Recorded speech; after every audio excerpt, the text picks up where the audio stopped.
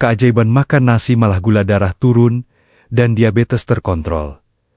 Assalamualaikum warahmatullahi wabarakatuh. Selamat pagi, siang, sore, atau malam untuk Bapak Ibu dan Sobat Sehat sekalian. Saya, Dr. Irfan Ali, hadir kembali menemani waktu santai Bapak Ibu.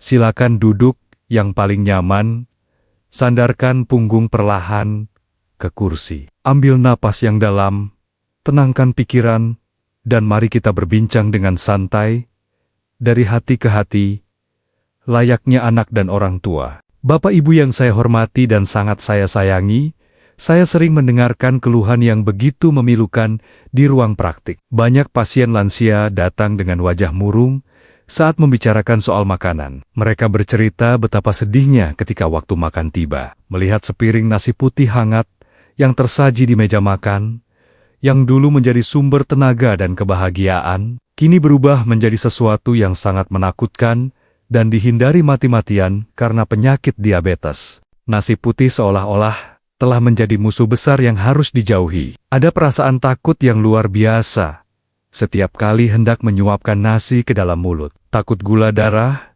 tiba-tiba melonjak tajam, takut badan menjadi lemas, tidak bertenaga. Dan ketakutan yang paling besar adalah takut penyakitnya kumat hingga harus merepotkan anak dan cucu tercinta. Akibatnya, banyak yang rela menahan lapar setiap hari demi menjaga agar angka gula darah tetap aman dan terkendali. Namun hari ini, saya membawa sebuah kabar yang insya Allah memberikan kelegaan luar biasa bagi Bapak Ibu semua. Ada sebuah keajaiban dari alam yang telah diteliti secara medis. Bapak Ibu tetap bisa menikmati nasi putih tanpa dihantui rasa takut gula darah akan meroket. Sebelum saya membuka rahasia cara mengolah nasi yang aman ini, coba Bapak Ibu tuliskan dari kota mana Bapak Ibu menonton di kolom komentar. Anggap saja sapaan di kolom komentar ini sebagai absen sehat kita hari ini. Nah, sekarang mari kita jeda sejenak, pelan-pelan saja. Bagi Bapak Ibu yang mungkin baru pertama kali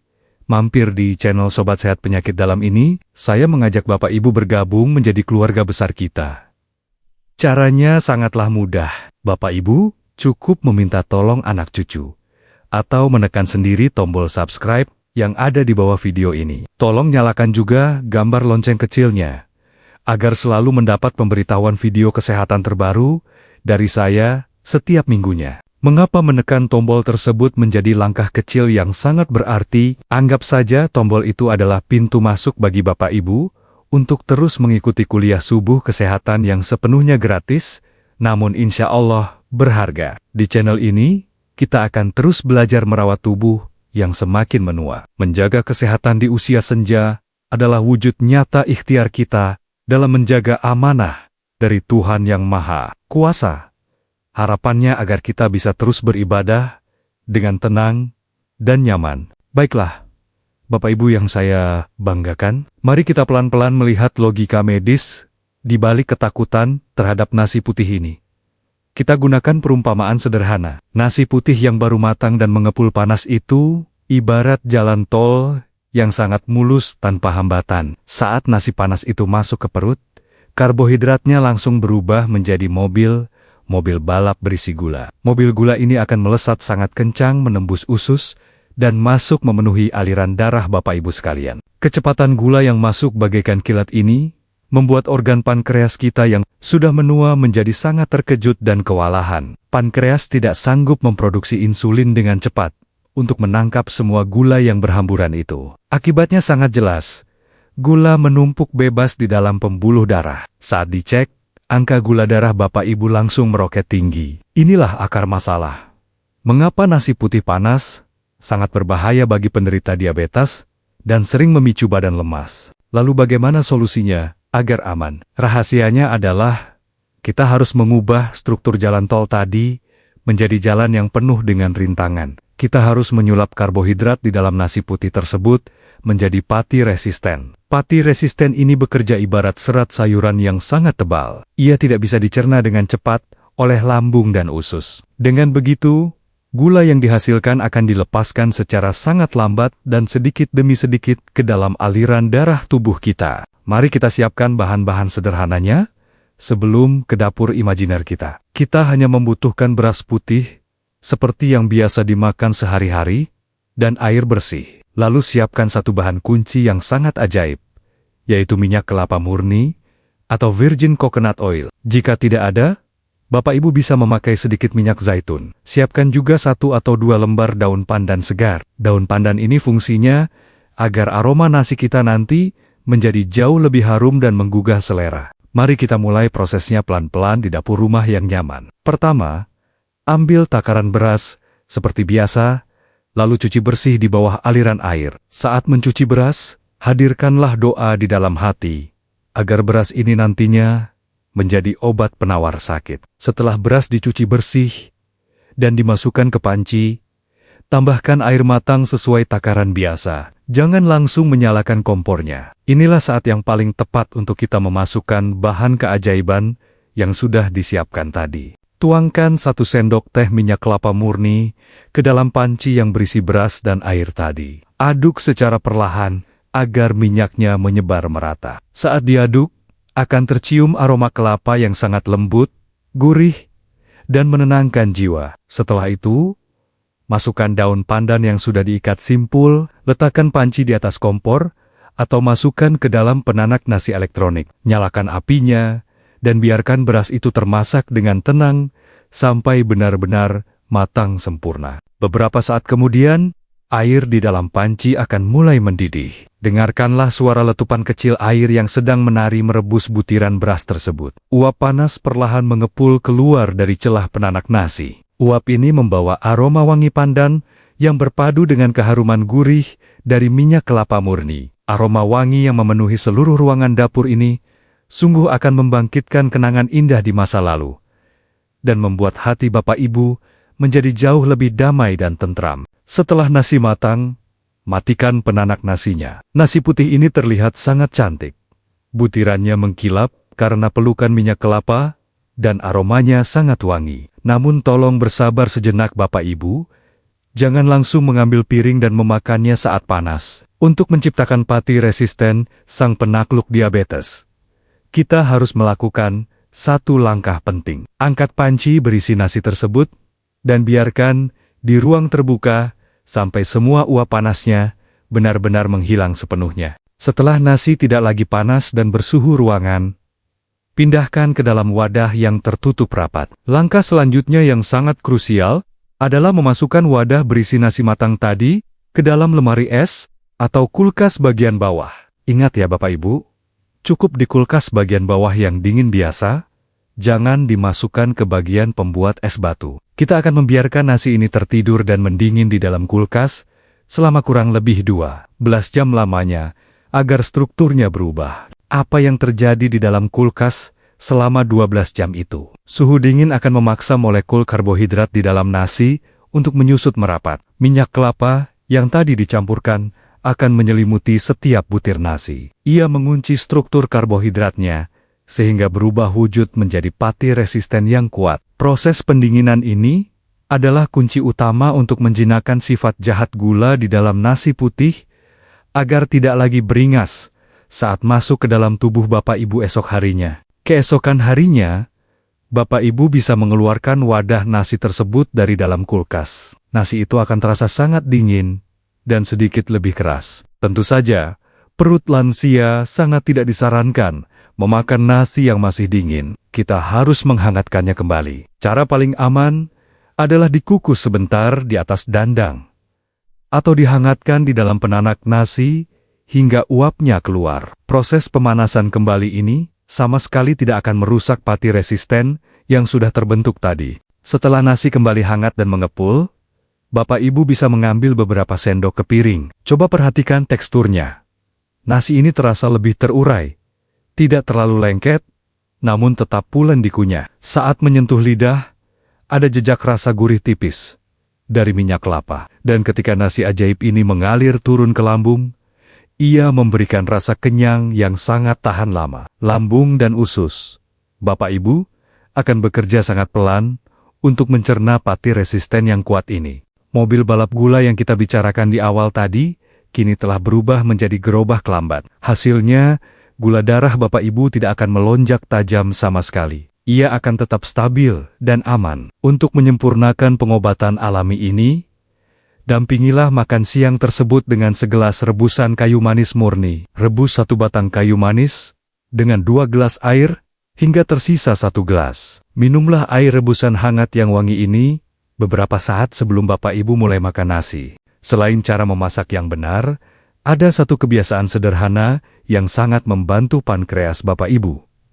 Mari kita biasakan untuk mengunyah makanan dengan sangat pelan. Jangan terburu-buru menelan nasi pati resisten ini. Kunyahlah setidaknya 20 hingga 30 kali sampai makanan benar-benar lumat di mulut. Air liur kita mengandung enzim pencerna yang sangat baik. Jika makanan sudah hancur di mulut, beban kerja lambung dan usus lansia akan menjadi jauh lebih ringan dan aman. Setelah selesai menikmati hidangan yang lezat, saya sangat memohon agar Bapak Ibu tidak langsung pergi ke kamar untuk berbaring atau tidur-tiduran. Posisi rebahan setelah makan bisa membuat asam lambung naik dan mengganggu metabolisme gula. Sebagai gantinya, cobalah berjalan-jalan santai di sekitar ruang tamu atau halaman rumah selama 10 menit saja. Gerakan ringan ini ibarat mesin pemanas yang akan membantu otot menyerap sisa gula di darah untuk dijadikan tenaga tubuh. Selain gerakan jasmani, lansia yang memiliki keluhan gula darah harus sangat memperhatikan asupan air putih. Gula yang tinggi di darah seringkali membuat ginjal bekerja ekstra keras, membuangnya melalui air seni. Itulah sebabnya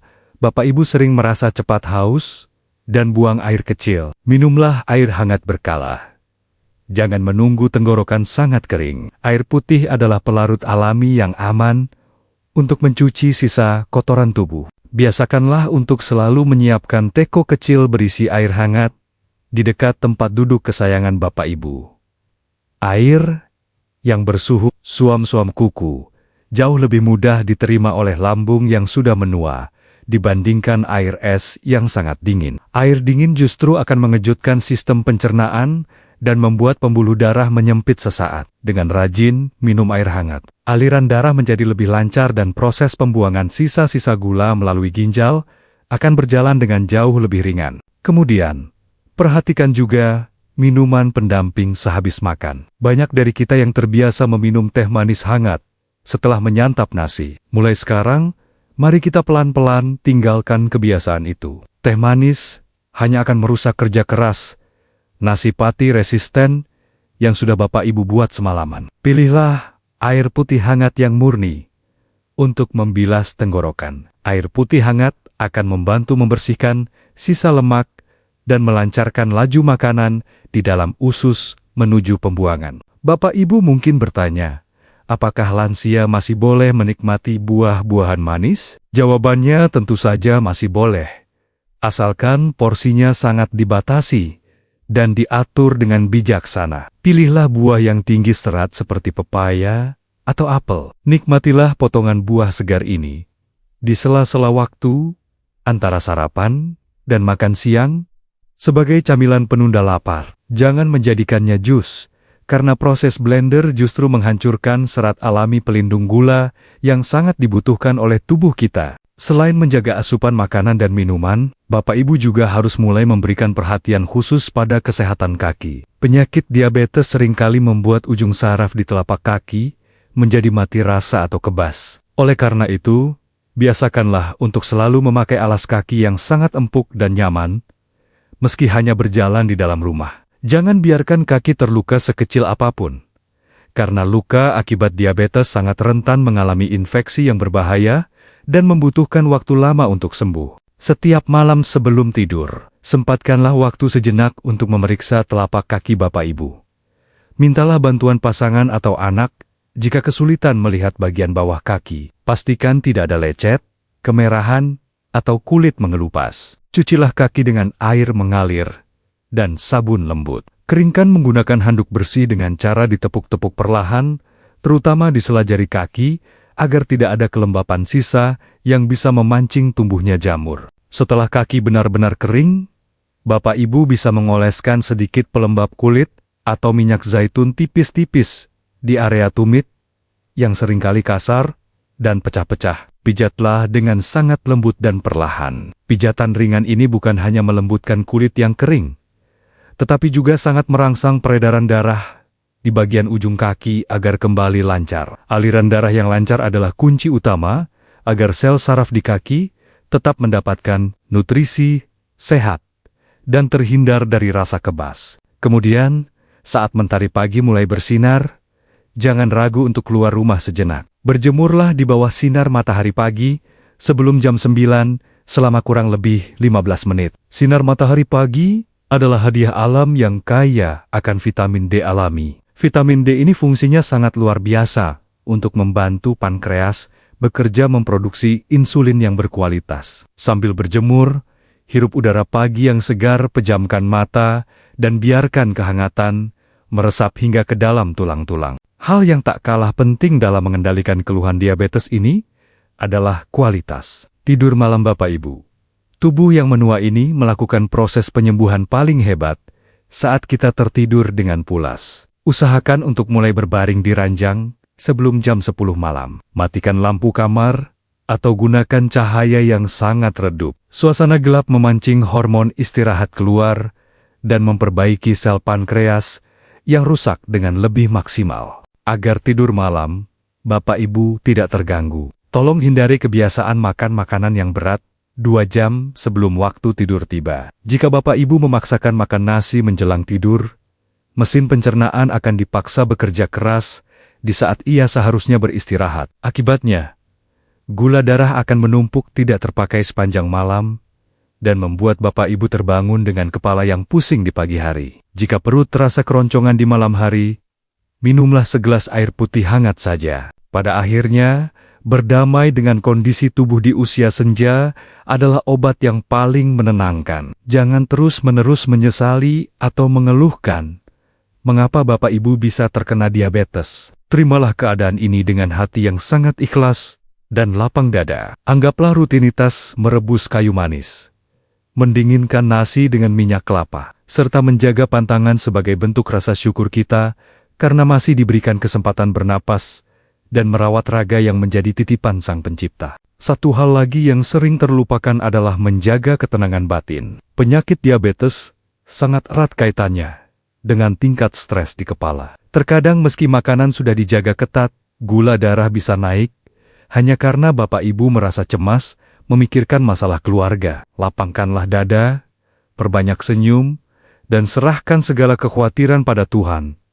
Hati yang gembira dan pikiran yang damai adalah obat alami yang sangat ampuh untuk menstabilkan hormon pengatur gula darah kita. Makan bersama keluarga juga merupakan terapi batin yang tiada duanya. Ajaklah anak atau cucu untuk duduk bersama di meja makan. Ceritakan pada mereka tentang nasi sehat yang Bapak Ibu buat ini. Dukungan dan tawa ceria dari anggota keluarga akan membuat suasana makan menjadi sangat menyenangkan. Makanan yang masuk ke dalam perut dengan diiringi rasa syukur dan cinta kasih dari keluarga tercinta akan terserap sempurna dan berubah menjadi energi penyembuh yang sangat luar biasa. Sekarang, selagi kita duduk bersantai, saya mengajak Bapak Ibu melakukan relaksasi sejenak. Tarik napas yang sangat panjang dan dalam dari hidung. Rasakan udara sejuk memenuhi dada. Lalu hembuskan pelan-pelan dari mulut, seperti sedang meniup lilin.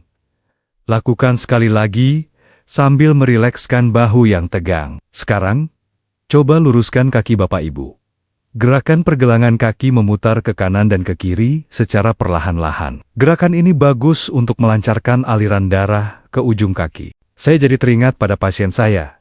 Sebut saja Pak Budi yang berusia 65 tahun. Pak Budi sangat menderita karena diabetesnya tidak terkendali. Beliau sering lemas karena takut makan nasi putih. Setelah saya jelaskan metode nasi pati resisten dan minyak kelapa ini, istri beliau mulai memasaknya setiap hari dengan telaten. Pak Budi belajar bersabar menunggu nasinya dihangatkan kembali keesokan harinya, selalu didampingi dengan secangkir rebusan kayu manis yang hangat. Memasuki minggu keempat, Pak Budi datang ke klinik dengan senyuman cerah. Beliau menyodorkan catatan gula darahnya yang sangat stabil di batas aman. Beliau bercerita dengan suara bergetar bahagia.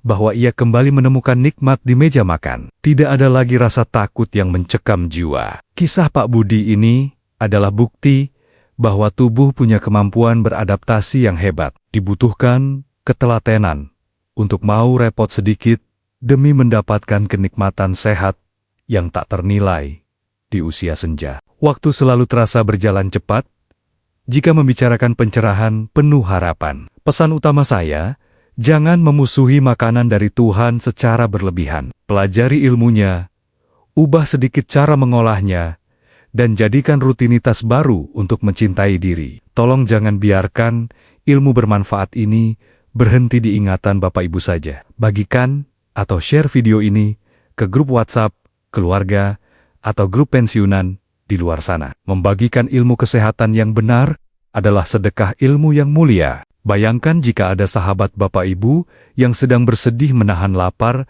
karena diabetes. Lalu berkat kiriman video dari Bapak Ibu, mereka menemukan solusi mudah ini. Mereka kembali bisa makan dengan tenang, tanpa takut gula darahnya meroket. Rasa syukur mereka akan mengalirkan pahala kesehatan yang melimpah ruah bagi Bapak Ibu.